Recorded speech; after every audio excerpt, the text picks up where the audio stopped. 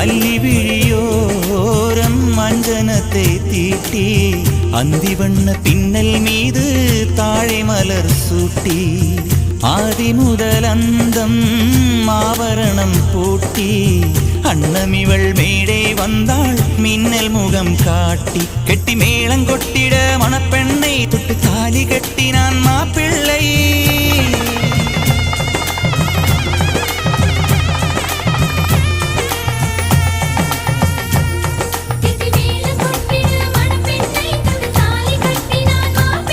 இந்த ஏழை நெஞ்சமும் நீ வாழ என்றும் பூக்கள் தூவும் நீ வாழ்க நலமா.